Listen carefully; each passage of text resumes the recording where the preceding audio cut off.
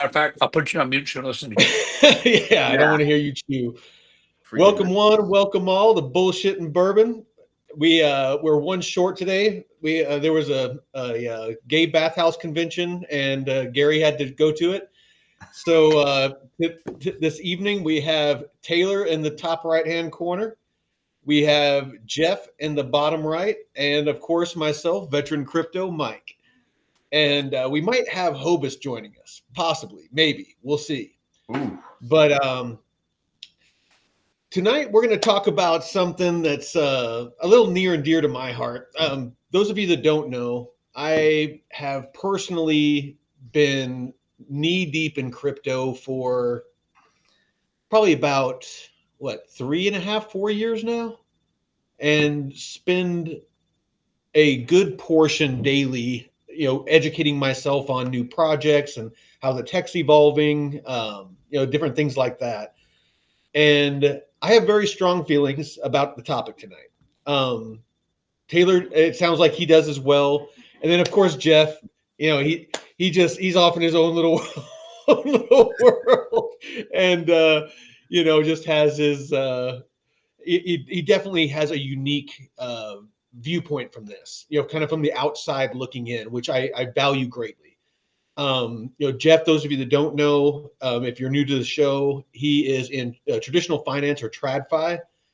And so he offers a very unique perspective on, somebody that's not super savvy or super into crypto, but curious about it. And then hopefully Hobus will be joining us soon. And he's a TradFi guy that is very into crypto that will be able to kind of give that unique perspective as well. So without further ado, Taylor, what you been up to? Well, I just watched Thomas Campbell on Joe Rogan. Amazing. I need to watch that. I read Thomas Campbell's book, My Big Toe, and he is part of the Monroe Institute. He was one of the founding dudes, and so it's absolutely fascinating. And his theory of that's what toe means, theory of everything. I think he gets pretty dang close, a lot more close than anybody else to what everything really is. And so he did a fantastic job on Joe Rogan, and I've just been meditating, and I like to draw my meditations now. So I got my book here. Man, that's like an ancient tome. Yep. See, I have my little book here. I've been working on it, and that's about it. That's all I've been doing. Working. Me and Jeff, we've been killing it this year. So we have had a lot of seminars, and yeah, I've been following that. Yeah, we do. We do on social media. Like, tell us a little bit about that. I know it's a little bit of a selfless plug, or a selfish plug, but I'm actually interested. I know that you guys do these seminars and stuff, teaching people about estate planning and things like that. But tell us a little bit about what you guys do. Jeff, take it and explain. We run 3 separate seminars. We have an estate planning seminar. We have a sort of a taxes and retirement seminar, and we have a Social Security seminar. And the idea is that it's community based, so it's around the McKinney area that we live in and the surrounding kind of suburb cities. And people come. It's free, and we spend about an hour and a half. Or actually, especially Taylor, if it's the estate planning one, spends a good hour and a half trying to teach people kind of the soup to nuts that they need to know. And then we offer an opportunity to come talk to us for free. And if they want to, after that, if they've got a chance to review their stuff with us and there's something they need to do or they want to do, then we'll see, then they can become clients. And it's been great. We've got a lot of traction, and I think we've helped a lot of people. And there's people that we've helped that, kind of on a pro bono basis that either had a simpler situation or just were in a rough life stage that they couldn't really afford to do anything and needed some help. And so it's been cool. And I think, I think a lot of people, I think well, the biggest challenge, one of the biggest challenges I think we're gonna have in the next several years is how do you wade when you are not an expert, how do you determine who is an expert? Because there's so much information and there's so much Mhm. misinformation and there's so much biased information.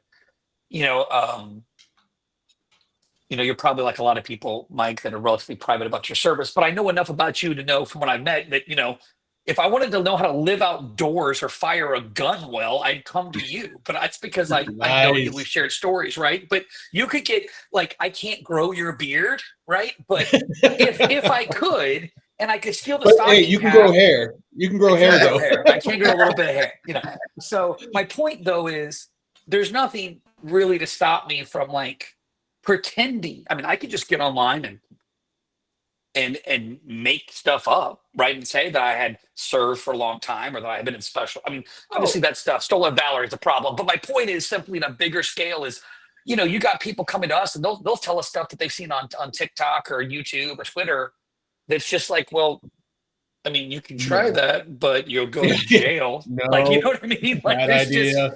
so Like people. today I was on when TikTok came back up. I went back on, and like one of the first things I watched was a guy explaining. He goes, if I made under 150,000, I wouldn't even file a tax return. They're not coming after guys like you. And I was just like, wow. So, Like, so you yearn to be ass raped in prison. Right, yeah. exactly. Somebody's lonely. Yeah, exactly. So anyway, so that's what we do, and it's been pretty cool because it's a non-sales environment, right? We're just kind of given this sort of lecture seminar, interactive stuff, and people don't feel like they're being pitched something because they're not, because it's a class. And I think it's worked well. So we like it. It's keeping us real busy. Yeah. No, that's awesome. And Jeff, I want to thank you for the Yes. Basil Hayden toast. I'm still enjoying that. Actually, dropped a couple nuggies of some fresh blueberries in the bottom of my beverage to give it a Sounds little good. twist. Yeah, a little I need little to. twisty twist. I might have to excuse myself from. I want to go get a company drink to partake with you. I also Well, have to go say, ahead, I just man. spent the last like 30 minutes arguing on Twitter. But my wife's like, "Why do you do this?" And I don't know, to feel Honestly, superior. I am addicted. I love debating people on Twitter. It's because And honestly, I learned quite a bit. It's like, the more, I did kind not of, learn anything from this exchange. These people are just dumb. oh yeah, no, there's plenty of those. But like, for instance, today I was talking to somebody about the proposal to get rid of the Department of Education because they have like a $50 billion budget, operating budget, not like what they send to the states, but just like their operating budget. Right. And my argument is why don't we get rid of them? Get rid of the middleman. Just send the money plus the 50 billion to the states. They can pay teachers better. They can get better equipment. They can bring the arts back. There's a lot of stuff they could do with 50 billion fucking dollars. And this college professor was like arguing with me, because they were left leaning, and of course, they kind of like the status quo and things like that, and the control that the Department of Education allows them. But long story short, they of course know probably a lot more. I mean, me and Taylor. I mean, well, Taylor has our dad is a retired teacher, and my mom, she's a retired teacher. My sister is a teacher currently, so I have a little bit of insight into it. Not as much as a college professor, mind you, but enough to understand that government's inefficient. And so going back and forth, I learned things that I didn't know. Of course they weren't cordial about it, and they weren't it wasn't a back and forth and respectful, but it's how I learn a lot of things, is just getting into scuffles on Twitter. Oh, And I'm in a scuffle, all right. Yeah, I get it. and there's some of them, like with crypto today. I have been having a heyday. Back to the original topic, I have been having a heyday since the Trump coin launched. I've been telling like new people. I've been throwing out warnings like every 5 minutes. Stay away. Don't buy it. If you're not familiar with how crypto works, you're gonna be exit liquidity for somebody. if you didn't get in before it was on a centralized exchange, if you didn't get in using a Solana wallet, where step one onboarded your fiat onto a centralized exchange and bought USDC or USDT. You opened a Solana wallet. You moved the USDC or USDT to the Solana wallet. You exchanged it for the Trump coin. Ensuring that you had enough Solana to pay for gas fees to make the exchange. It's so technical for the new person. There's no way they got in that early. It's So literally, I everybody- literally saw the Trump coin launch like maybe 30 minutes after it did or whatever. And I'm like, this is gonna be like the shit coin of all shit coins for a hot second. And I thought for about 7 seconds, and I realized how difficult it would be for me to figure out how to do any of it. I said, fuck it. Yeah, no, and that's a real thing. And the problem is that by the time it makes it, and it happened to me. This is how I came into crypto, was with Shiba Inu. Last cycle, at the end of the last bull run, I saw it on TikTok. And I was like, you know what? I missed out on Bitcoin. My buddy told me about it when it was like $1 or something like that. And I made fun of him. And now he has like $500,000 off the $100 he invested. Fuck it. I'm going to jump into this. And so I put $100 into it. No big deal. But by then it was on a centralized exchange. And all the people that, and I made like a 10X. And by the time I tried to get out, Coinbase was crashing. And by the time it came back up, I was lucky to get out with, I think it was like about $6,000 or $7,000 by the time I had DCA'd in. I got out with basically the money that I initially put in, where I, could have made like $60,000, $70,000 if I could have gotten out when, at the, perfect top, which doesn't happen. But most of the new people getting in are not getting in early. They're getting in, and here, I'll bring it up right now. I'll share my Is there a way to figure screen. what like the average purchase price is right now for what's it at? So this is where we're at currently. This is live. So when me and Taylor were talking about it yesterday on our chat, that all of us are on, is we were actually down, I think it was down around here, and he was talking about the guy. It was like that was 27, 28, something like that. He was talking about the guy behind him at the jiu-jitsu tournament that was like, I just put 20K in, my first crypto purchase, and I bought Trump coin at, freaking, $25, dollars. I put, $20,000 in it. I'm going to get rich. And he's the guy like me back in the day where he's going to ride to the top and ride it all the way down.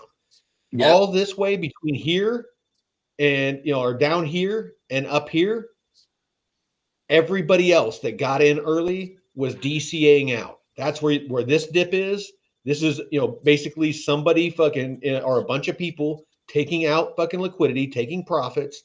They're watching it pump again. They're taking more profits. They took more profits. This big dip here. And then this huge dip just a little while ago. And that's when Melania launched hers, is that gigantic crash. That's exactly what happened. Like, we'll get it's going to happen all over again. We'll just move over there. And I watched on chain, because if you know about crypto and you know where to look, everything is transparent. And I watched liquidity move from Trump coin over to Melania coin. And it was about $30 million, I think it was. Now, yesterday I just posted on Twitter. So I retweeted somebody that made something about Well, yeah, maybe this is now like, is it possible that like it doesn't even matter anymore? This is like digital baseball cards for the personality, right? Yeah, kind of thing. And my comment was simply like, well, if this is the start of something, and Trump, I mean, I realize Trump obviously is extremely popular right now, at least within the base that purchased, that elected him. But can you imagine if like Taylor Swift made a Swiftie coin? She'd be a trillionaire. But then again, for a second, we can go down that road here in a bit. I want to touch on these two tokens first, and then we can move into kind of the overall. Well, my simple point being, I had no idea when I posted that the next day the Melania coin was coming. It's like, is everybody famous who's going to do this shit? But it is kind of funny that Melania kind of rug Trump. No, and it didn't necessarily rug it. Well, hold on. All right, let's I didn't run. That's true. It wasn't. let's walk That's through the fair. timeline here, and because I want everyone that ends up watching this to understand. So what was it? Yesterday, Trump launched his coin. It pumped to fucking insane levels and fast. So actually, I'll pull that up real quick.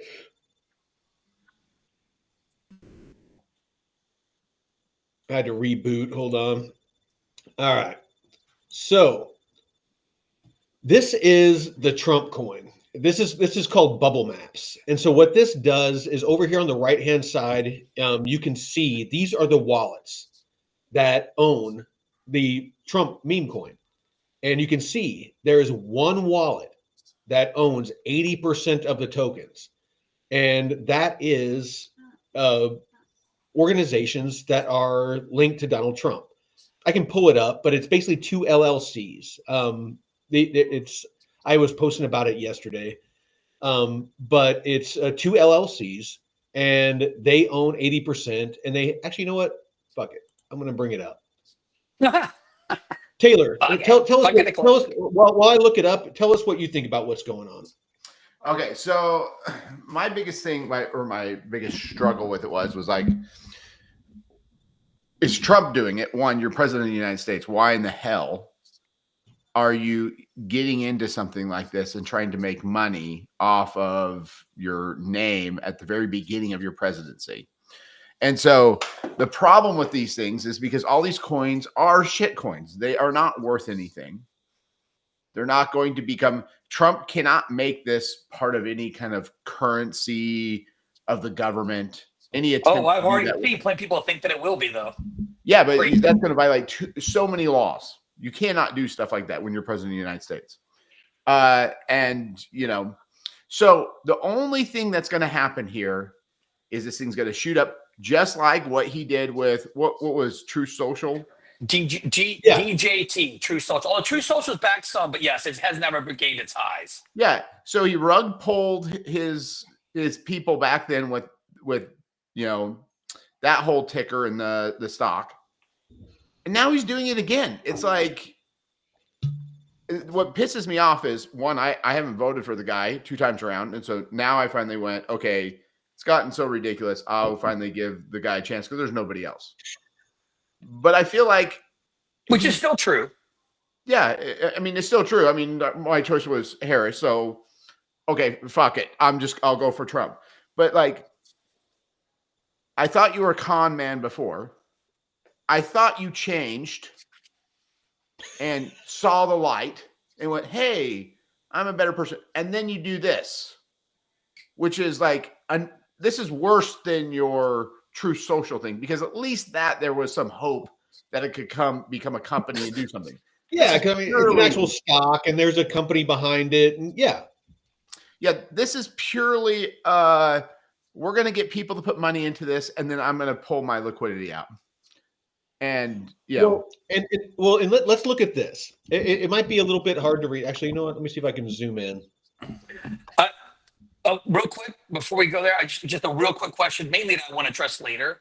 I have wondered, because I looked like, I don't know, a quarter ago, True Social. It was like they had like, I could be wrong here, but it was like 800,000 of revenue and like 19 million of losses for the quarter or something like that, or maybe it was 2 million of revenue. But they're just hemorrhaging money, and it only exists because of his name, right? I have wondered, because I do think, while I can't stand the man's personality, I do think he's very shrewd. I'm not saying he's a good leader necessarily, but he's shrewd. I'm wondering if the way he's allowing Elon to suck up to him and vice versa is so that as he pulls him in more and more and more to the power structure and Doge and all that shit, if he convinces Elon based on, favorable things for Tesla or whatever, to buy True Social out. Because after all, now X is the freedom of speech, right? Like, so he could be like a merger, make it look like he's not giving up his ideals.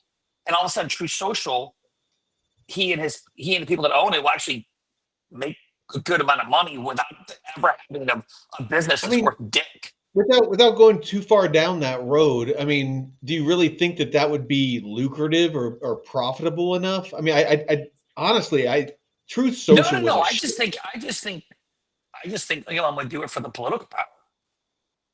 Like, guys, I mean, alone, he's got $400 billion personally. Why not? Have a, buy it out for whatever. Just be like, now I got a president in my pocket. Well, Trump has plenty of money now, so.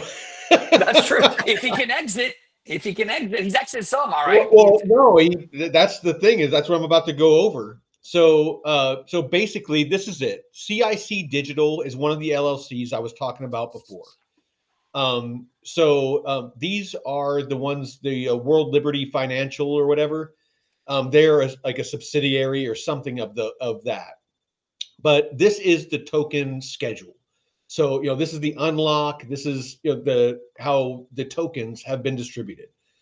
Basically, 36% went to the creators of the token.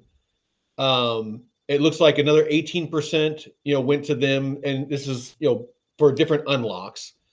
Another 18%, 10% went to liquidity.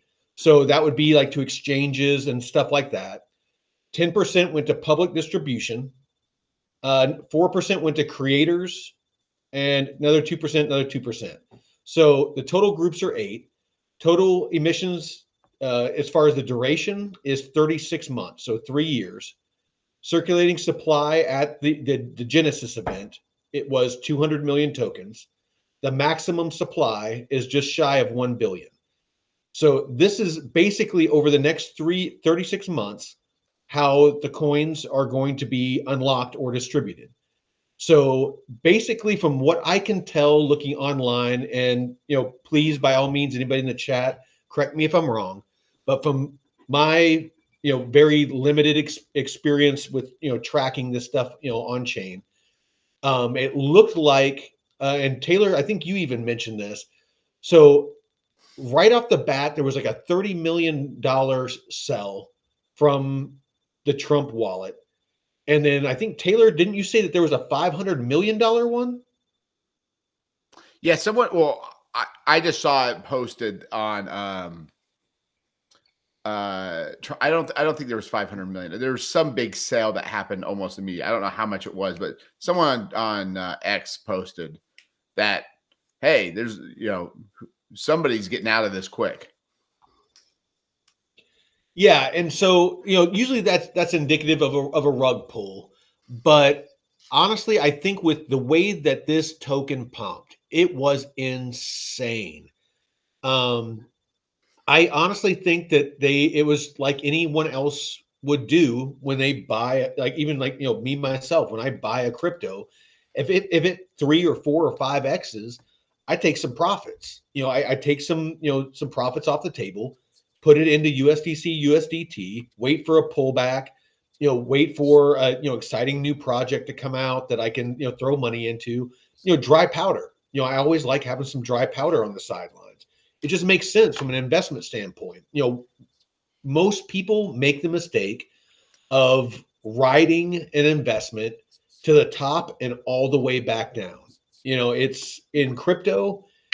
It happens often because of the bull, the bull and bear cycle, the 4-year cycle. But anyway, yeah, it's definitely been interesting to watch. But my bigger issue with the whole thing is, okay, it was listening to the guy behind me, just like never been in crypto. He loves Trump, clearly from his conversation he was having with his buddy. I was at a wrestling tournament, not a juiceable, but he's just commission and oil painting. And clearly by the way he spoke about it was that 20 grand was basically his life savings. Oh, holy shit. And shit. Hold on. Look at this. Look at this live. This is the Melania token. Oh, shit. It's hinting at dumping. It's hinting at dumping. She's like, get my money out now. Oh man, this might get ugly. I'm sorry. Go ahead, Taylor. But so he's talking about this, and he's like, man, I just really like, and he's talking to his buddy, and he's like, I just really need this to go somewhere, kind of a thing. And I really wish, maybe I should have turned around, but I'm like just trying to stay out of the guy's business because. How do I know? Maybe this thing goes to $100 a coin, and then he's going to be pissed off at me. I don't know. Sure. But And he might get out at the top. Probably not, but you Yeah. never know, right? but Yeah. the fact that like he didn't even like when I'm sitting there like listening to him, I'm looking at my I'm looking at the Trump coin and watching it just tanking right at that moment. So I thought it was going all the way back down at that moment. I'm like, oh crap. This guy has no clue what's going on right now. Because I'm sure he didn't put a stop loss in. Like, he just put 20 Oh grand in. yeah. And, No, it's but like right now, it's this understanding. You have to like, if you do get lucky, this is something you should do. If you do get lucky and you pick something that shoots to the moon, pull out your investment that you initially put in. 100%. Just go, I'm just going to take like this guy, take out your 20 grand. Like if yesterday or earlier today, when it got up to 50 or something, and then who cares what it does after that? Right. You get your money back. And so I wish I could. I would just like to point out that Las Vegas and then now FanDuel and DraftKings and Macau have built billion-dollar enterprises on the very fact that the psychology of humankind it's almost impossible to do what Taylor says. Because you run the math. Well, crap, if I take this out, I'm going to have 50% less working for me. What if it triples again? They just... Exactly. And the worst part about this, I endorphin. saw a quote. Right. It's I saw endorphin. a quote that said, now this was, I think, measuring to the high, like to the 75. So from what, Friday afternoon to like Saturday morning, right? Not even 24 hours, or Sunday morning, I guess Sunday morning, whatever it was. So a little bit over 24 hours. Trump's, the coin, technically, if you could have been in it from the start, which obviously you can only be in it if you were a creator, founder, or whatever.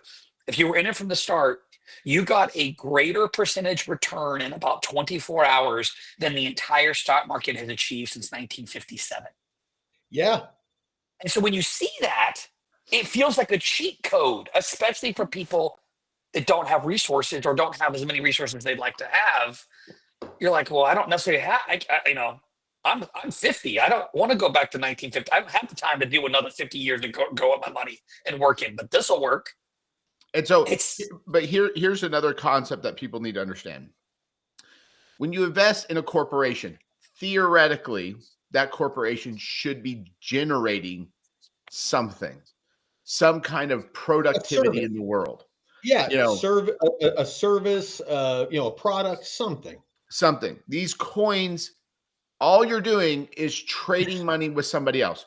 So that wealth that Trump made, it is literally musical chairs. Yes. Everyone throws their money in. The earlier you get in and the earlier you get out before the music stops, the better off you end up being. Yeah. So all Trump's doing is taking money from people who are going to invest in it, which a lot of them are just going to be crypto guys. I understand that. And a lot of them, but a lot of them are going to be his supporters. So it's literally him just figuring out ways to con his people. This is like his stock beforehand where he was trying Truth Social. At least he was trying something. I had no problem with that. You're going to start a business. You guys want to go invest in it? Great, grand, good luck. Because there's an idea. This is completely different. This is like, why are you doing this? Like well, there's also the issue of, and this is a much more gray area, right? And everybody's gonna have their own opinion. There's the issue of office of the presidency held to a higher standard. You're now president of all the people, but so there is the issue of, can he do it? Sure. Should he do it? No, I don't think so. Something feels icky about it. That is my problem with it. My problem is I would want better from my president. I'm all about freedom, liberty, do whatever. But this, like you said, just feels bad. And real quick before we keep going, I want to give a shout out to everybody that takes the time to show up here and contribute to the chat. Bob from accounting, Wispy, New guy, or new person. I just shorted. I like it. I like it. We got the Deadwood. I appreciate you, brother. He's kind of an OG. Josh Dallas. He's actually new to DeFi. I've been helping him out all day, getting set up on his DeFi liquidity pools. Who else we got going on? Chili Rainbow. Appreciate you showing up. Papa Gooth. Always love our exchanges in the chats on all the different channels. Truck Dano, he loves him some Eagles. He keeps spamming the chat. Go Eagles. Let's see who else we got. Taylor, are you still into BYU or No. Oh, okay? I got out of all of college football after it went into this. Like it's all The transfer portals. no. It was before that. It's all this buying up of all the players. When all the money went into it, it ruined it. Oh yeah. You know what? One of my fondest memories is as a kid. Even with friggin' how little money we had. Dad took me to a BYU game back in the day, and I barely remember it, but what I remember about it was Steve Young was still the quarterback of BYU. It was such looking back at it after seeing what he did during his NFL career was such an awesome experience. And actually have a couple of experiences like that. I won't go too far down that road, but Dad took me to see the Houston Astros once at the Astrodome. Which was I remember really that. cool. But all right, well let's back to crypto. Let's wrap up our Trump bashing because it is what it is. Well, Trump coin bash. He's a businessman. He wants to make money, and so this is what he's going to do. But we got a lot of things that have happened this week that we should go into. Okay, that sounds ominous. No, hold on. Sorry. I don't want to go into it yet until Michael's done talking about this the Trump meme coin thing. All right. Well, I'll finish with this. So to wrap up, Trump coin launched. It pumped to. It was approaching the top, to the where it was going to enter the top 10, as far as market cap in all of crypto. Like here, so right now it's sitting at 18. Hold on, let me unpin this comment. So let's go to cryptocurrencies. So at one point, I think it actually flipped. Somebody mentioned that it might have flipped Doge or something like that. And it's just insane. In like 24 hours, it went from nothing to being a top 10 coin. Well, if he owns that 80% of this, what is his how many billions did he make? He on paper is up about 70 billion. Well, at the high. As far as here, hold on. I'll pull up the wall. It's at 41 billion right now. So he owns 80% of it, right? Mm-hmm. Hold on. I'll give you an exact number. Wow, $32 billion made in 24 hours. No, $36.7 billion is what he's sitting at right now. From that one thing in 48 hours right now, right? Actually, sorry. Total is $38,856,000,000. Wow. And that's with the dip. That's not what he's cashed out. That's not, what it was before. That's where it's sitting currently. But hey, I still can't play poker in Texas because that's bad for people. yeah, because you might get taken advantage of.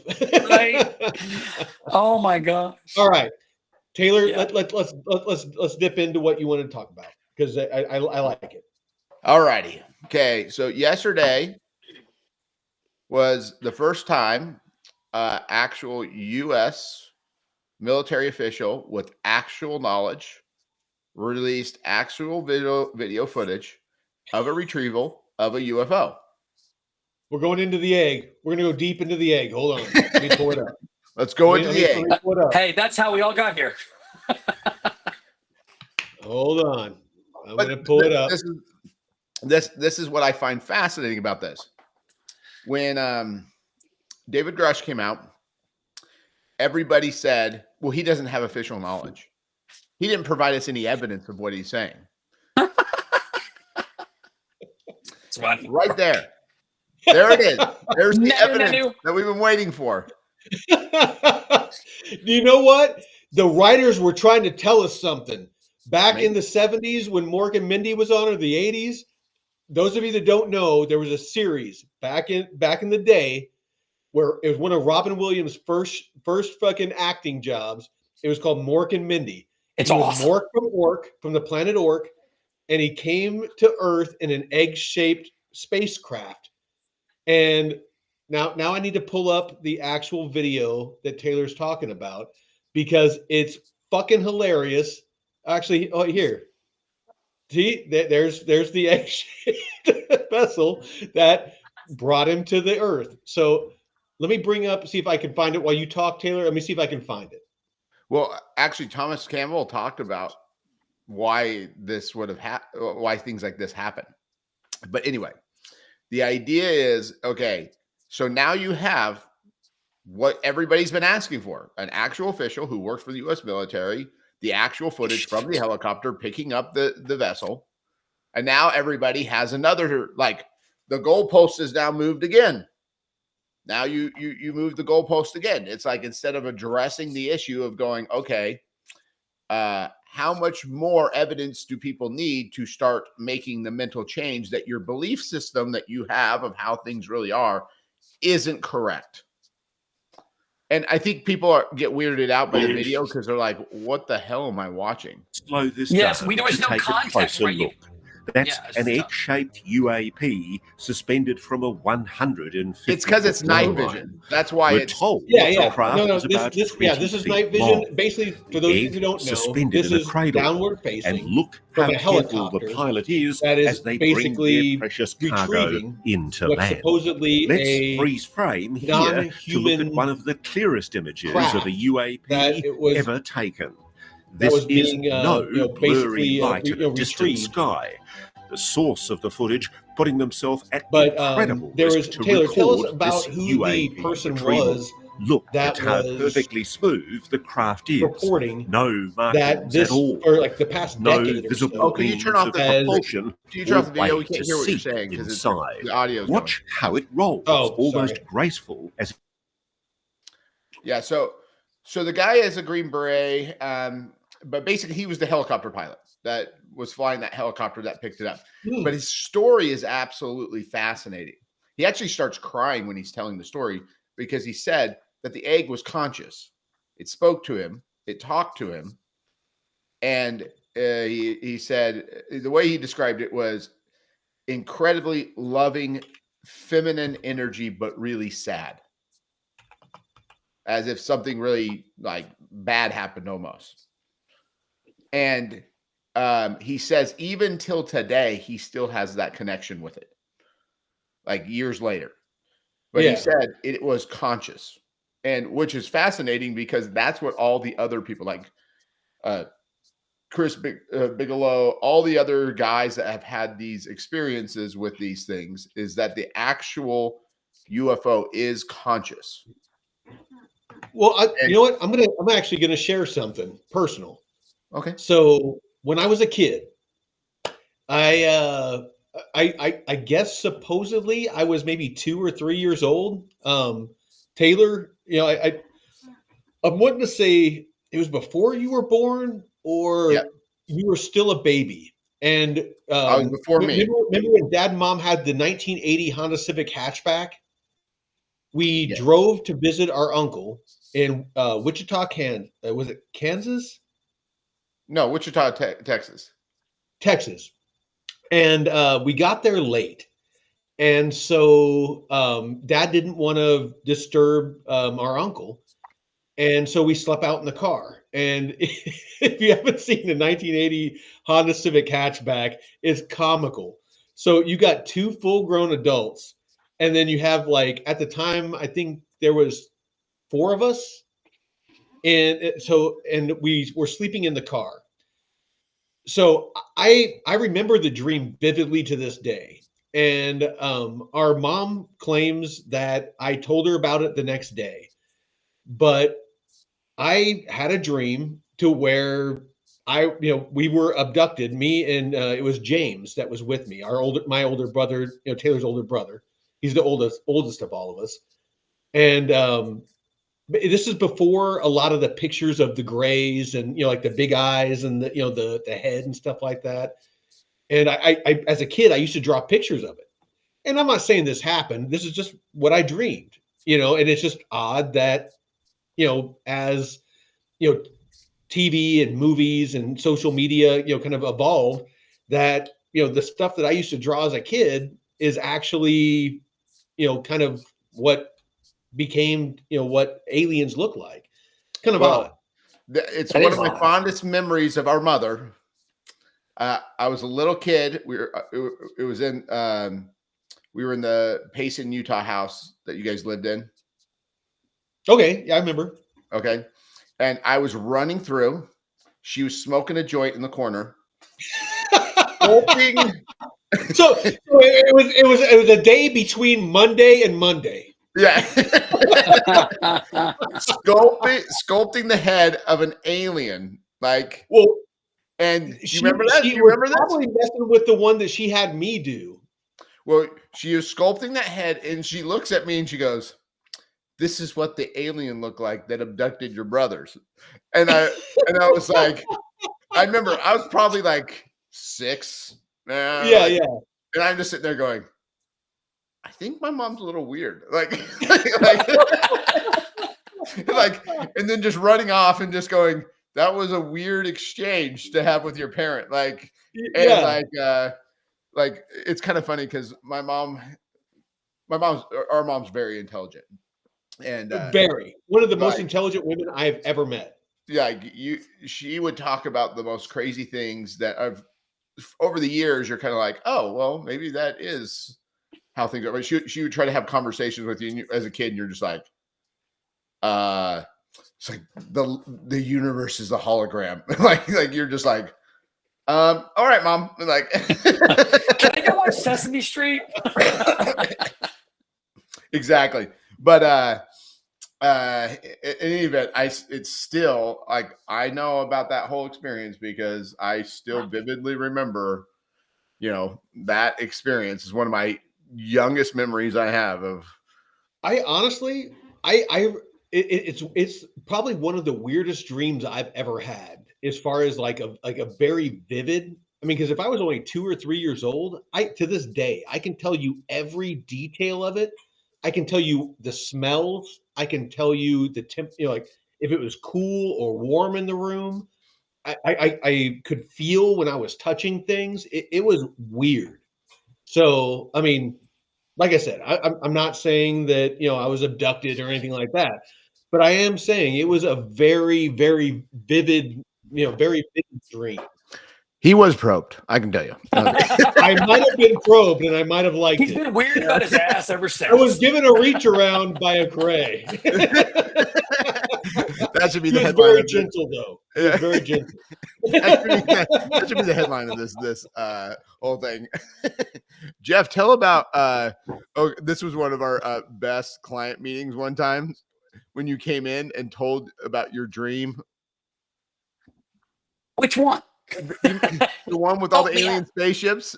Oh yeah. Okay. So this happened like 3 months ago, Yes. dude. So sometimes I'll have those dreams where I don't know if it's sleep paralysis or what do you call it, but like you remember I usually remember my dreams until like the first like 10 or 20 minutes after I wake up, and kind of the weird way they morph into one another. And a lot of times, not a lot of times, sometimes I'll have those really annoying dreams where you're like, oh shit, I gotta get up, I'm late. And then you're like halfway in the shower and you realize I'm still dreaming. And you wake up and now you wake up until to find out that you're still not awake. And you have this freaking Groundhog Day loop trying to freaking wake up. That's happened to me before, where I really don't know I'm dreaming anymore. So this time I hear this crazy loud, I mean, this just huge, like one of those low thunder cracks that's like right outside your window, and you're like, shit, something just broke. It was like, I'm like, what the so I hop up on that trail. Remember that from the dream. And I run to the window. But the thing is, there's nothing out of the ordinary. Like the crap that's on the floor is my crap that's on the floor, right? It's literally my house, like to the T, like every single piece of junk that's behind me, all the stuff's here, right? And I go like this out the window, and I look up, and there's just this massive craft, and it's going super slow, and it's probably, I don't know, it looks like one of those G.I. Joe hovercrafts when we were kids, but it's probably 5,000 feet up, and then you can see the distance past that. There's like, it's like a fleet of them. It's not just one. And there's like an announcement, and it's like, it's like it just reverberates in the room. It's like, do not resist kind of thing, right? And I remember because I was so tired because we've been busting ass at work. I'm looking for the aliens. And I'm like, I don't give a fuck. I don't got time for this. And I literally went back to bed and went to sleep. And when I woke up in the real world, there was about 5 to 10 seconds where I fully expected to check my phone.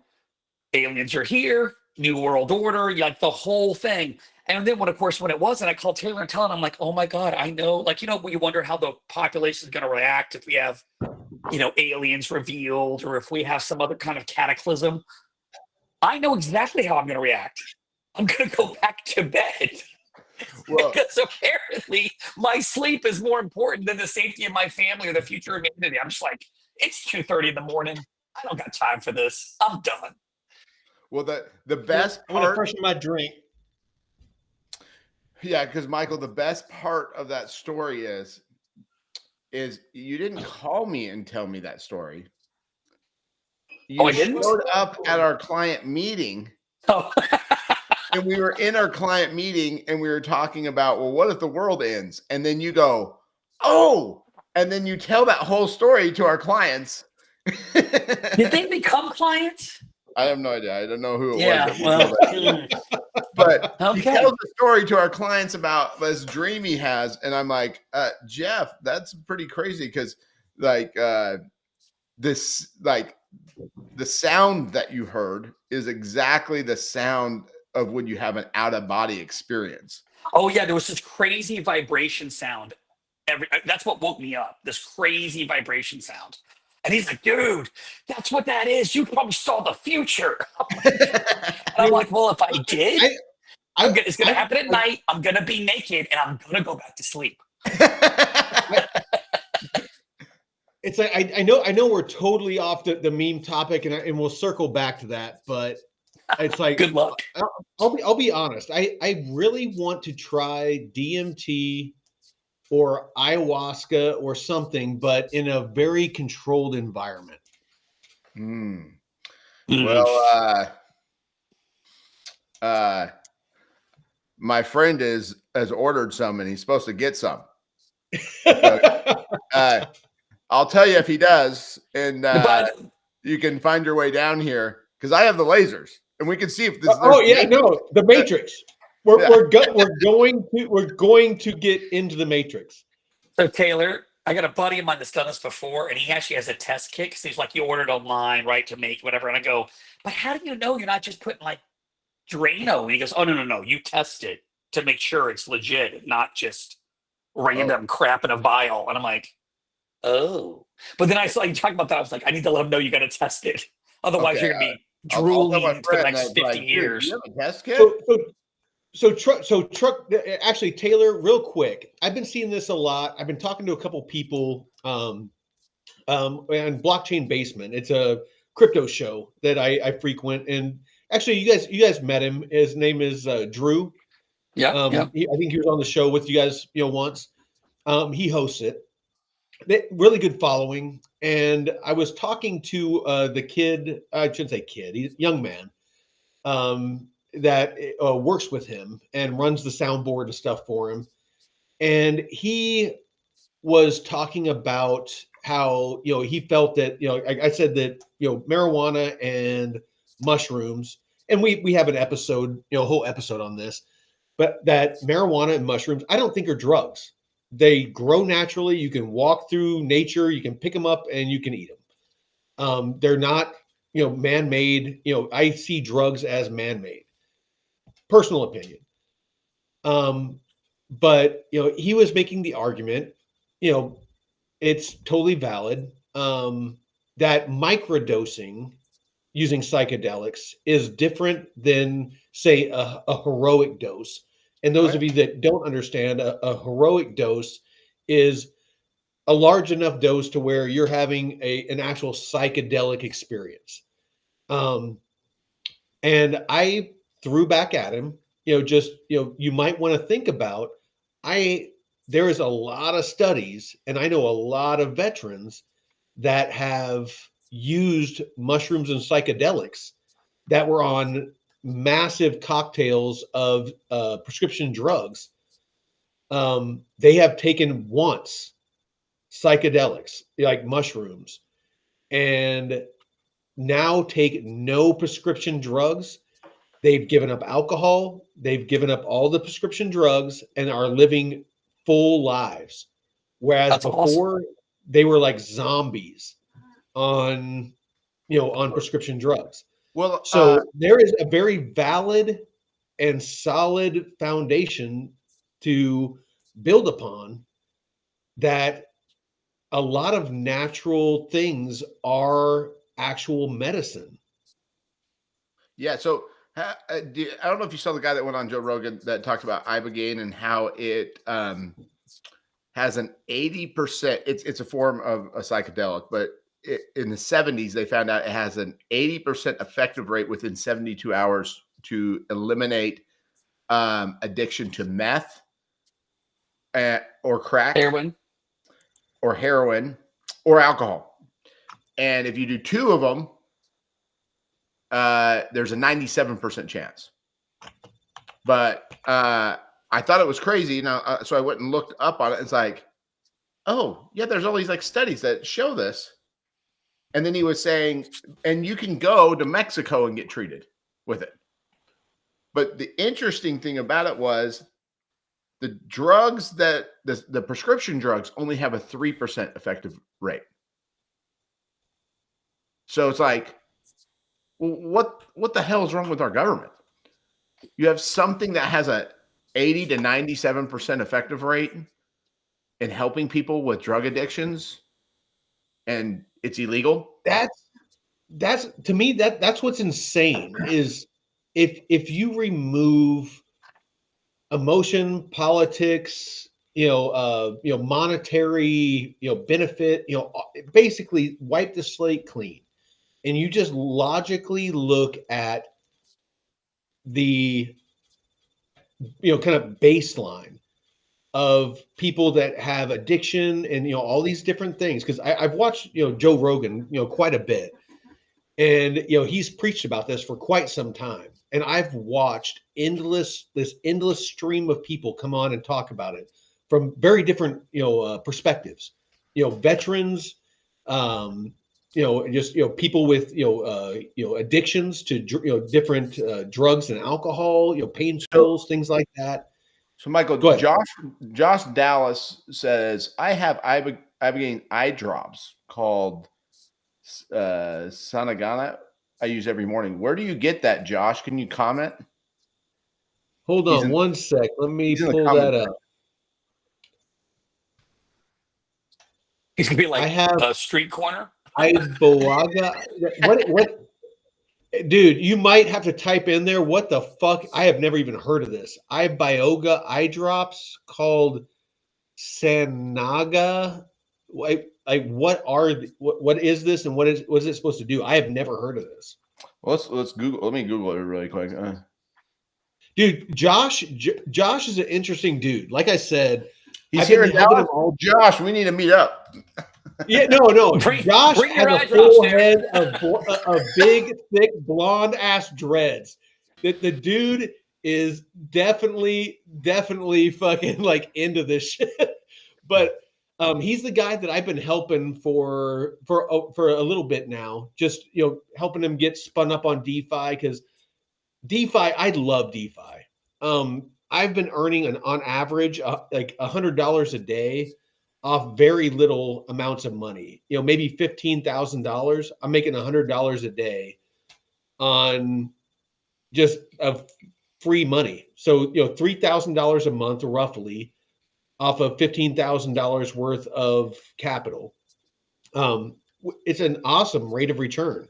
Like right now, while Taylor looks that up. You can buy this stuff off of Amazon.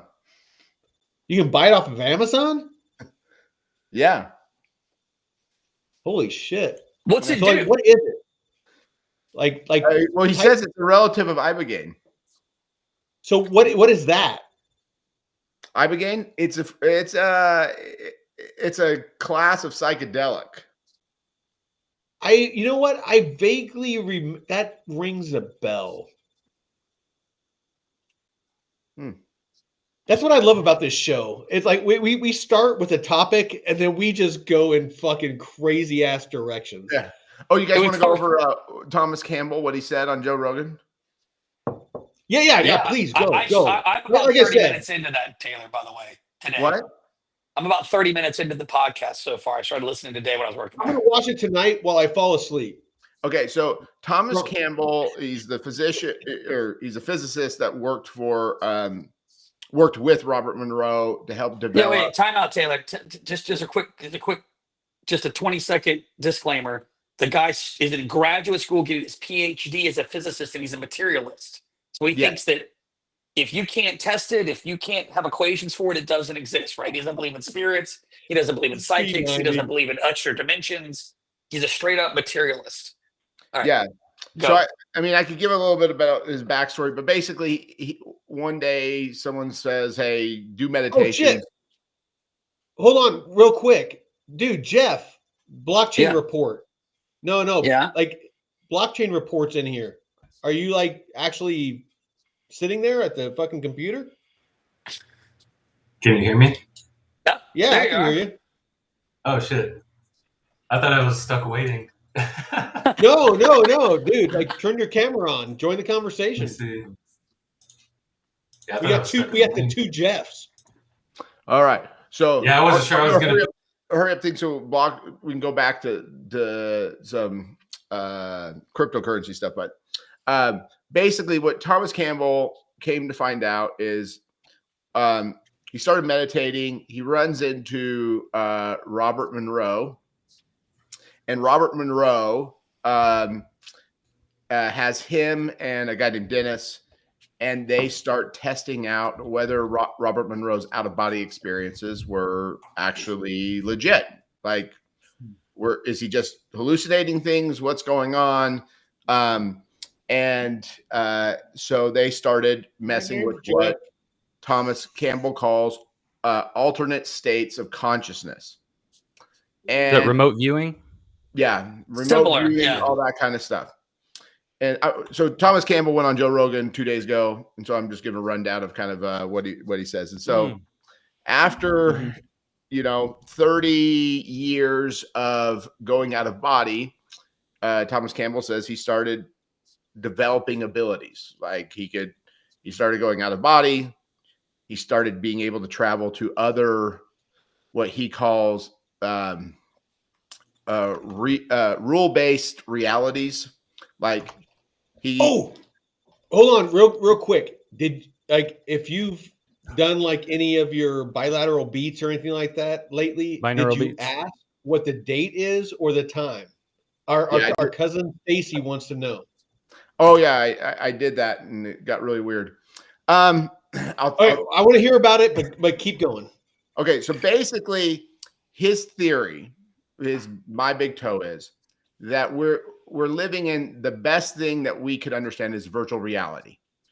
Your consciousness is actually connected to a higher consciousness, or what he calls the source. This source streams all the data and information, and what you're experiencing right now, this world that you live in, is not actually real. It's the Matrix. It really, like the Matrix, but really, It is a virtual reality, and he can go through and through his book, he goes step by step showing how quantum mechanics all of our science, everything fits under this idea that you live in a conscious, created universe. And what he found out is when he was going out of body or when he would visit other realities, is that you can take your consciousness and go to other realities. That's what happens when you dream every night. You're just going to a different reality stream from a different source. But you can go to other rule-based ones. So he talks about in his book where he goes to different worlds and he experiences basically all this stuff, talking to what we would consider like aliens, but he says they're not aliens because they're not on another planet in our universe. They're in a completely different virtual reality. But basically what you are is you're a consciousness and you're in an avatar. Your body is really an avatar that's just experiencing this world. And he says you don't have to believe what he's saying. He can prove it to you. You just have to be. Well, what about Papa Goof? And I say it says Thomas Campbell lost me when he wouldn't have any additional tests to confirm it was real. Yeah, I thought that was really weird, but it actually, if you read his book, you'll understand why he says that. Because one of the rules of this rule-based system, that consciousness is basically you cannot prove to the avatars ourselves that you're in a virtual reality. It is constantly hiding itself and projecting to us that we're actually existing in a real universe. Because if it could just prove itself and prove that you're just in a virtual reality, it would have already done that. It has to keep you in this state of constantly guessing, am I really in this world or not in this world? Well, Because I mean, the whole if you think about it, if you ever The Truman got Show? to a point, Yeah.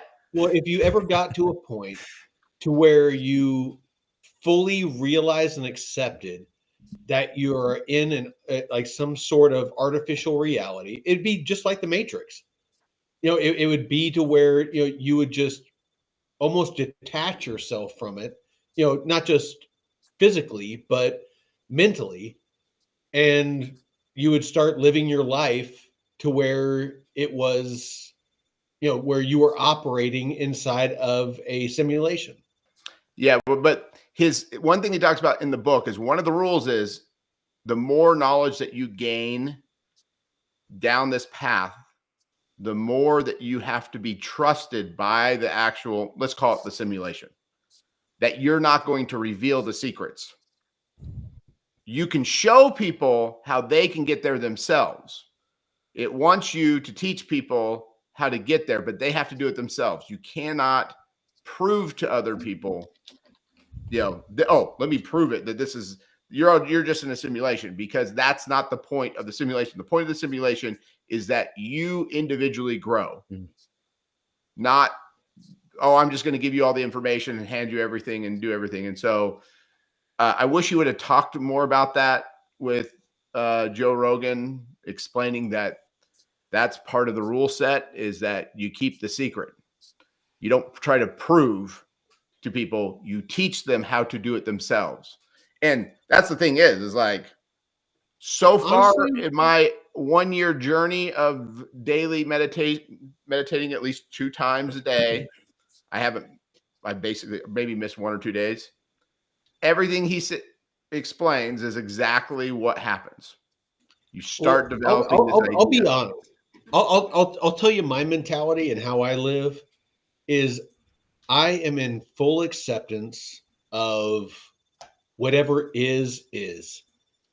Things that are outside my sphere of influence, I don't put any effort or thought into because it's pointless.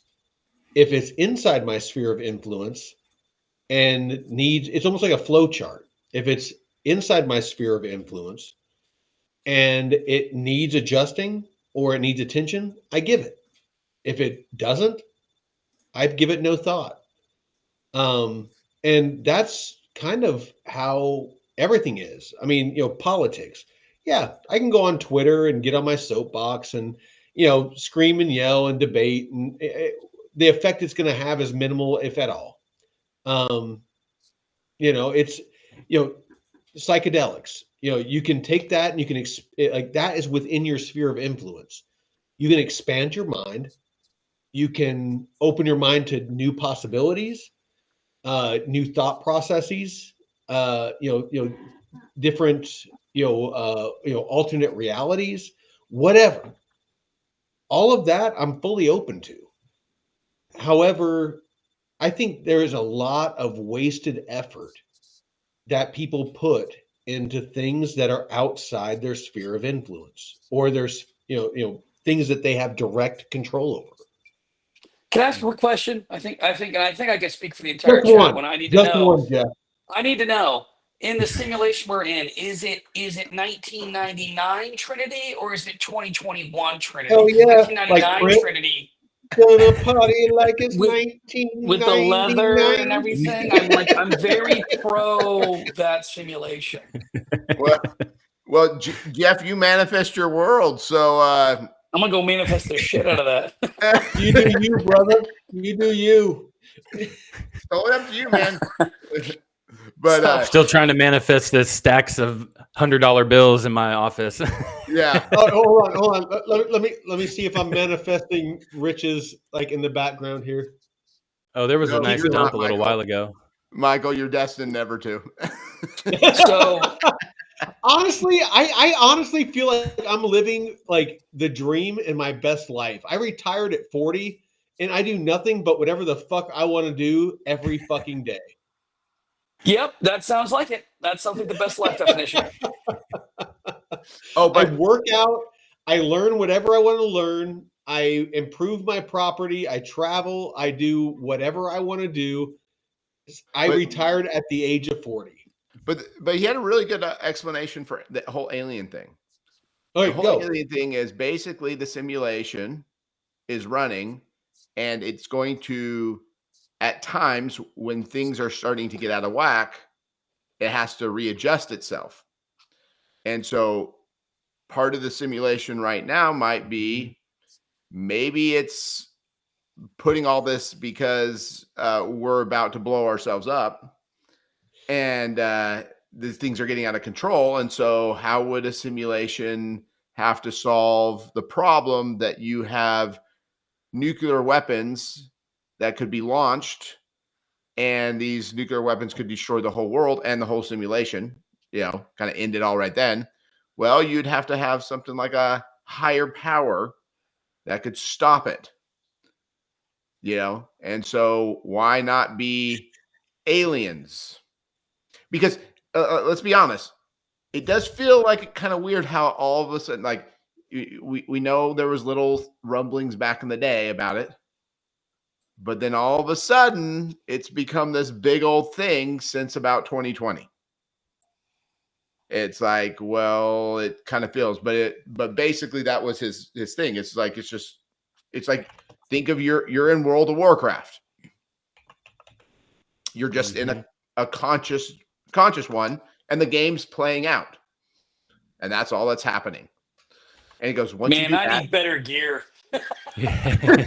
you chose a very Poorly. poor avatar. Yeah. My avatar dude, can't do shit. It's like that. It's like that last Indiana Jones movie, or like one of the Indiana Jones movies where he's trying to choose the Holy Grail. It's like, you chose wisely. Yeah. Yes, that was a great scene. You come And in, then the one came guy, out like, of the womb, and you're like, totally shit. died. So, Man, when you look at your parents, you're like, damn, they're poor. like, oops. What the fuck, guys? Honestly, So I'm grateful. Jeff joins us at the I am last minute. Is he fucking going to grateful enlighten us into that I grew up with crypto fucking situation? nothing. It honestly set me up for success. Yeah, until you realize that you could have been a really hot blonde and didn't have to work a day of your life. Yeah, no, yeah. If I was a hot blonde, that you could could do sugar daddy it. OnlyFans and make millions. Oh yeah, no, that You yeah, have to suck that goes dick, without but saying. Hey, you can sell feet pics. that's Like- true. You know what? I do that. I Dude, I oh make my God. like 25 cents a day. 25. All right, we can go back to. Hairytoes.com. All right. So anyway, moving on. All right. We can done Thomas Campbell. Hobbitfeet.com. Go watch the podcast. The guy he's awesome. He's legit. I think he gives good explanations for things, and he actually ties it into religion. He goes, "I'm not religious. I don't believe in religion at all." I don't either. But he goes, "Let me explain how it completely explains religion and how religion all works with it." All right. Well, I'm looking forward to finishing it. I got another 2 hours to go, which on Joe is kind of short.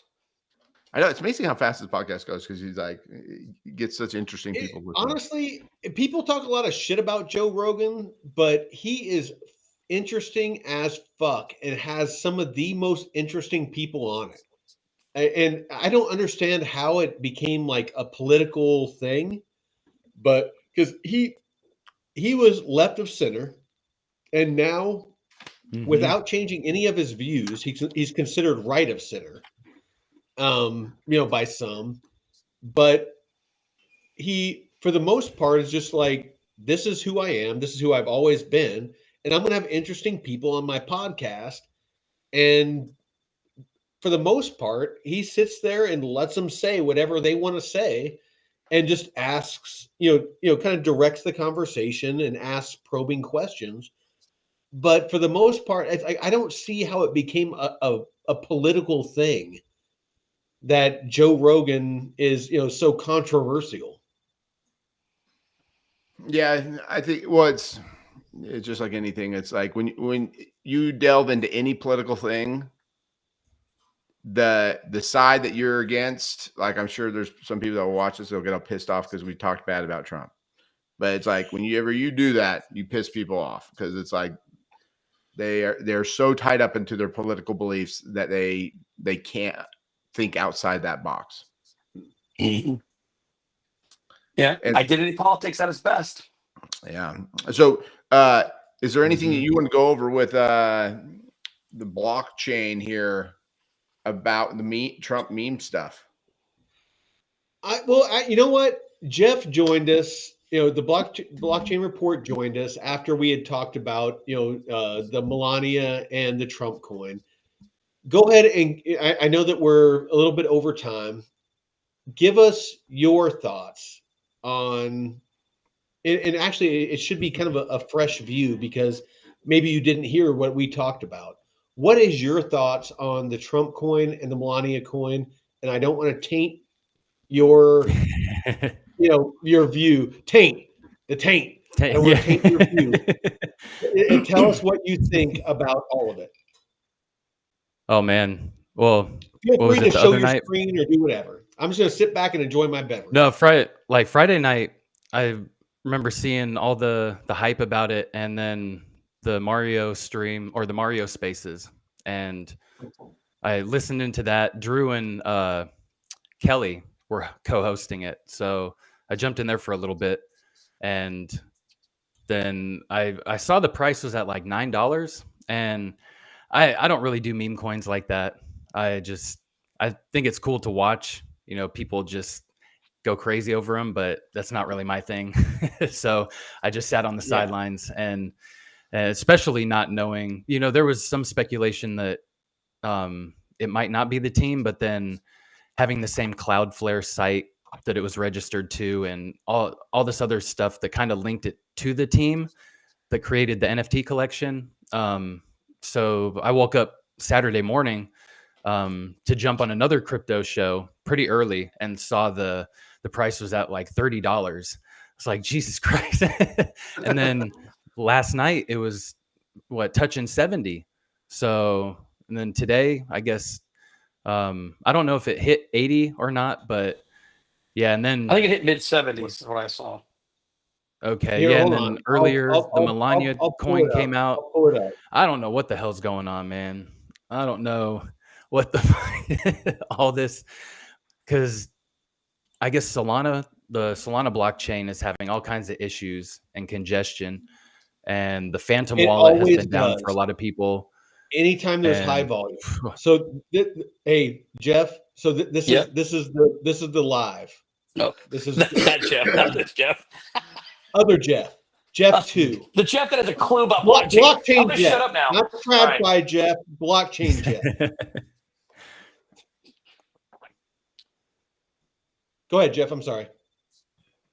Oh no, But yeah. which So Jeff are you talking about? No. it Blockchain it was Jeff. weird because right after that Melania token came out, it pulled a lot of the liquidity because I noticed, a lot of stuff on Solana, not even just meme coins, but just regular tokens or regular projects were getting liquidity pulled from them, going to the Trump coin and now Melania, and there's been all kinds of other official Baron coin and official Elon coin and all these memes that, because my buddy was asking me about it last night, and I pulled up Deck Screener, and he was like, what the hell are all the like official this, official that? And he was like, should I buy one? I'm like, don't touch it, man. Just don't touch it. Because one, you don't know like if it's a scam or not. They got token sniffers and shit, but it's chaos, and you don't want to get caught. Me personally, just to loop you in on my thoughts, because I don't think I ever gave like my raw thoughts on the Trump token and Melania token. I think that memes in general are a blight, and this is a very controversial take. I believe they are a blight on crypto and the actual adoption and use case of crypto. And I know that I'm probably going to piss a lot of people off, and I don't care. But the fact that meme coins draw so much liquidity on people trying to get rich quick, it draws attention away from the actual utility, like Ondo with tokenization of real world assets, and other projects that are actually going to reshape the entire financial sector, and the entire way that we transact across the globe 24/7, 365, with basically zero human interaction, and the trust level is near zero, because anything you transact with is going to be a smart contract that is going to allow you to trade, buy, sell, and ensure that all of your boxes are ticked. Like, I want to buy some property, for example. It's going to ensure there's no liens against the property. And Taylor, you can speak on this. You own a title company. You can, and please, actually, you know what? I'm gonna pitch the ball to you. When somebody is buying a property, what is the key things before we close things out? I want to make sure that we understand, that people understand the utility of crypto.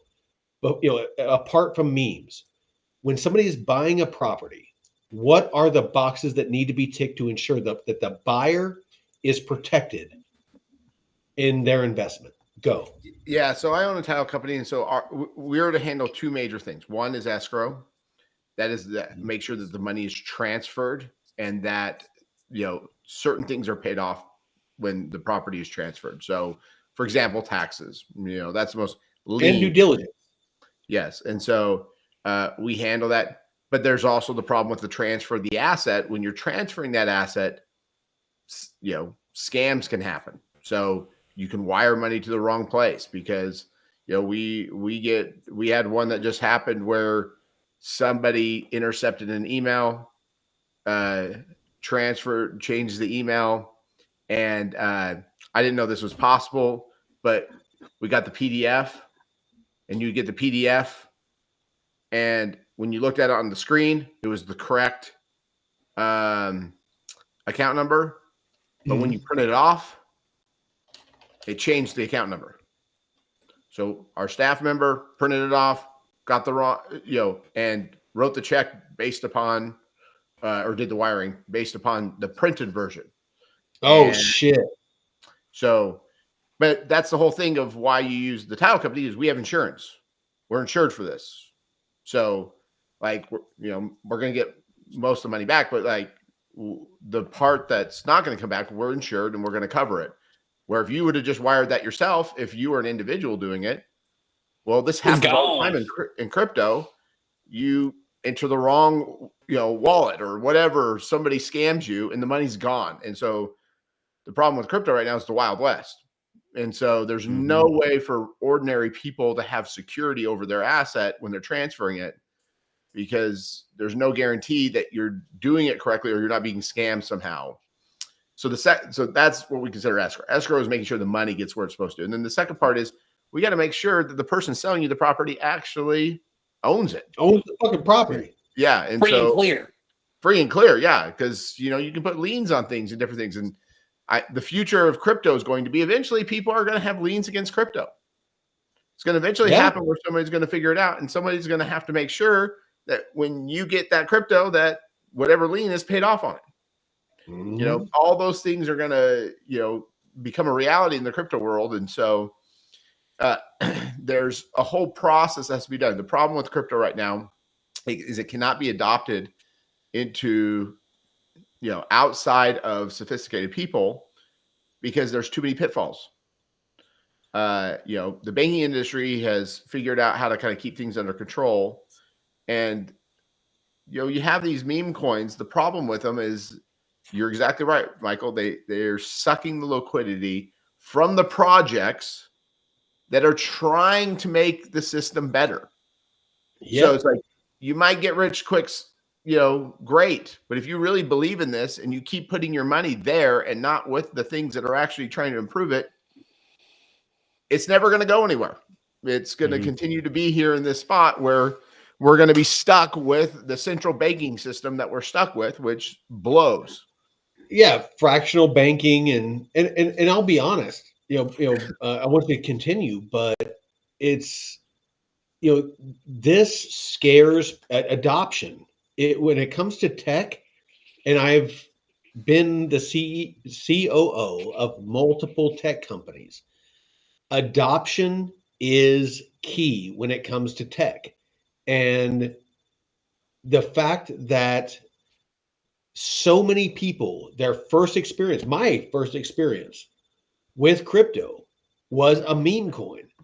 It turns off so many people. And I am one of those rare people that just dug in and saw the potential and spent years learning about the tech, as opposed to being scared away because, I potentially could have lost money in a Ponzi scheme because it's a scam. It's, people need to understand that there is utility in crypto. There is huge utility in crypto, and it can change for the better. And this is my closing statements. It can change for the better the entire world, where you can, people that are, in low income countries, people in, Africa, South America, just places that are people that are unbanked. The fact that they can go to countries, work, send money home to their families with little to no fees is huge. And that is what they can do with crypto. Things they used to do with Western Union, where it cost them huge percentages of their earnings to send money back home to help their families. They can do with crypto with pennies.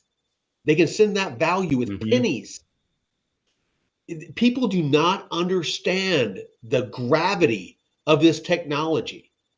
It is not memes. Stay the fuck away from memes unless you're putting $100 and you're gambling to make some good money. You know what? It's fine if you understand it's gambling, but if you do not understand the tech of crypto, stay the fuck away from memes.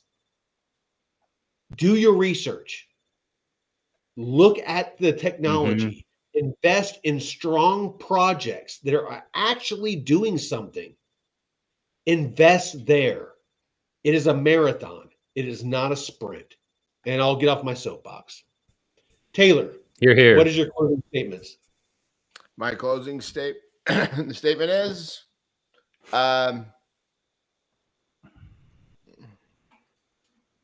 Did I steal your thunder? no, I'm trying to think of like a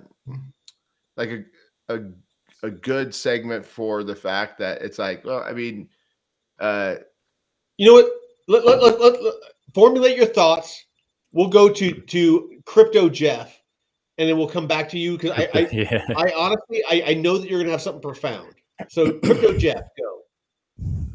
All right, real quick on the crypto front. I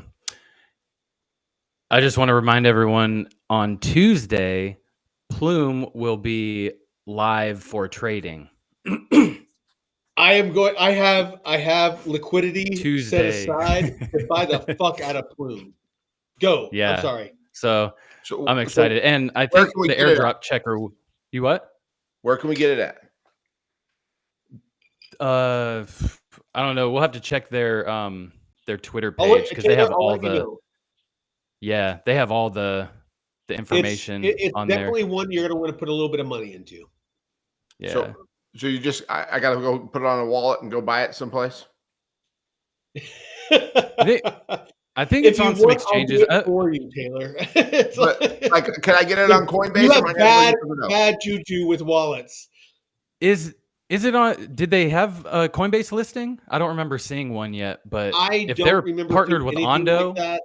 With the Um, amount of partnerships that I have seen, like multiple partnerships daily, I would not be surprised. I would guess that it's going to be on smaller exchanges, but definitely warm wallets. MetaMask is what I have connected to the actual Plume website to earn, the miles that's supposed to transition into actual Plume for the airdrop. Yeah. But we shall see. Coinbase Yeah. wallet was one of them, I will say, if I remember correctly. It was or wasn't? It was, if I remember correctly. Plume? It Plume is the Mhm. ticker. And basically What's the story behind it? let's save that for another discussion because I can go Perfect. balls deep in that. yeah. Oh, that sounds great. I know Hey, you love balls deep, Ooh. Trad by Jeff. that might be our topic this week, Mike. Depending Tomorrow, yeah. because I think the airdrop checker will come out tomorrow. A lot of people are anticipating because deposits open tomorrow sometime, and Okay. then trading happens on Tuesday. So Well, I'll find out, Keep an eye because you have your finger on the pulse more so than I. Yeah. But keep your finger on the pulse and let me know for tomorrow. yeah, I got 2 wallets waiting for an airdrop, dude. so I'm hoping. You have a pornographic amount of fucking miles that are gonna compared to what I got. But I'm Yeah. sorry. Back to the point. Closing thoughts Oh no, on memes. Yeah.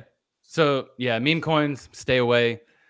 But I did get in right at the end of the little psychedelic talk. I did want to kind of touch on that because I have Please about do. 15 years or so experience in psychedelics, and having done heavy doses of medicinal mushrooms and having been left my body. Yeah, and remote viewing is just like that's child's play compared to what I had experienced, but it was very So you've very gone profound. heroic. Yeah, you've gone and heroic.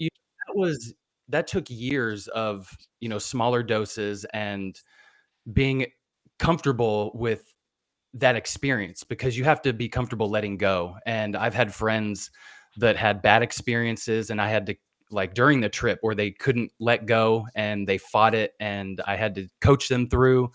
So I've had very tough experiences, but for myself, it's always been very positive. I've always been able to work through anything that might have scared me or whatever. But and my brother, who was a Army veteran as well.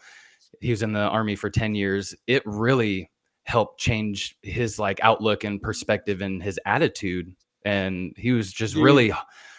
really hard, difficult, to Don't- be around yeah, before sometimes. Don't get me started on the positive, parts of psychedelics and PTSD and Mhm. veterans. I mean, yeah, I can go on for hours about that. Yeah, but start very small. Do it with some people that you trust, because that's Do what it we did. naked. Me and my brothers, we did it together, or with some friends that we trusted in a safe space, and have a good Dude. setting. But you don't want to do Find- it just willy Find a nilly out. a badass location in nature. Yeah, It is freaking awesome.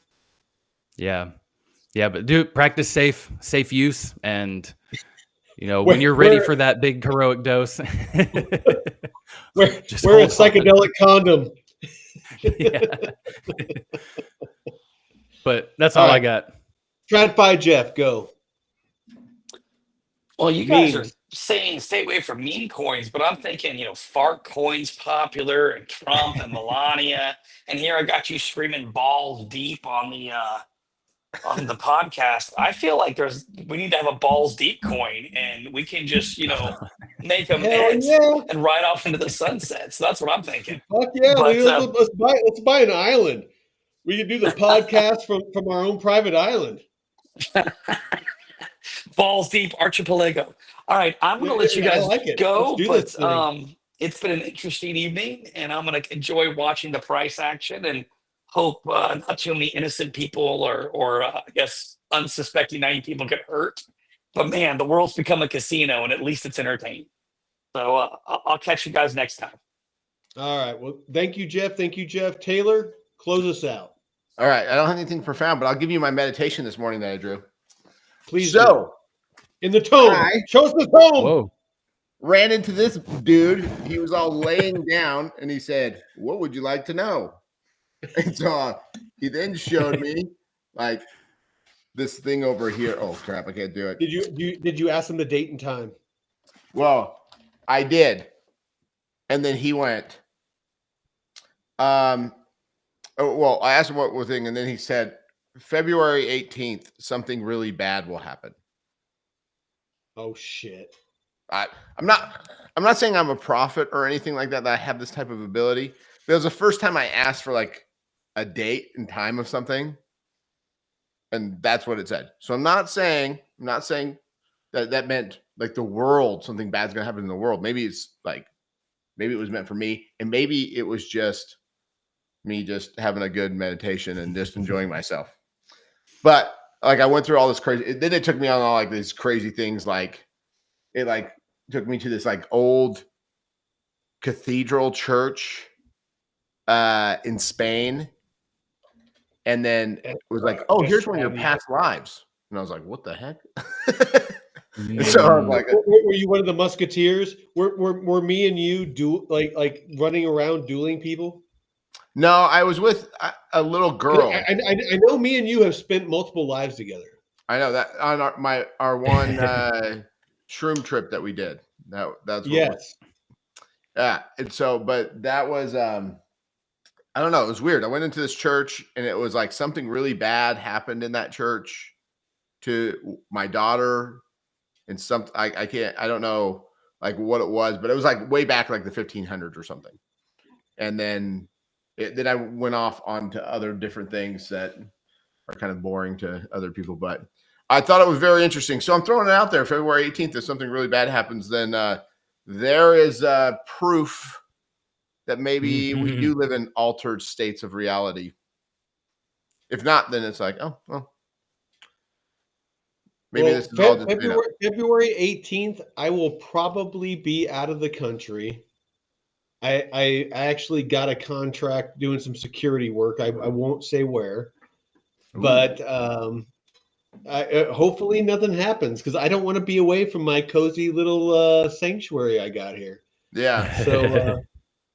So because I got like food and supplies that can last me for infinity where I'm at. So please, Taylor, be wrong. But we will. Hey, yeah, I'm not saying it. I'm not saying it's like really gonna happen. I'm I'm just not saying it's aliens, but it's aliens. all I know is that you said ask it for date and time, and then it got all serious. with me, and I was like, oh shit. Well, our to be fair, our cousin Stacy, she asked me to ask you that because she watched one of our previous episodes when we talked about psychedelics, and she knows people that have asked that, and they got some very crazy effects from it. So Yeah, it was Stacy, very weird I'm when gonna I message you and tell you to fucking watch this, and I want your input on, is this what happened? yeah, like because it was very weird because it was very like a very good trip, like I was having like a very good meditation, and the one I asked that, then it got like really dark. It was like, oh, so I'm not saying it means anything because that was the first time I ever did that. And with that, we will end this stream and send everyone back into their meme coin existence. Let's hope for safe. Let's hope for a safe inauguration tomorrow. Oh, for dude, real. tomorrow Like, is I'm going kind to of be glad they're epic. bringing it inside. Dude, I have bated breath when I wake up in the morning and I check my portfolio. I am waiting on bated breath. Yeah. Yeah. Fingers crossed, everyone. Yeah, it's either going to be epically down or epically up. And either way, you know what? My hands are going to be up on the roller coaster of life. Yep. All right, brothers. I appreciate you. Take care, and we'll see you. Yeah. And Jeff, Crypto Jeff, I'll see you tomorrow. Taylor, Yeah, love thanks, you, fellas. and I'll see you next week. All righty, we'll Later. see ya.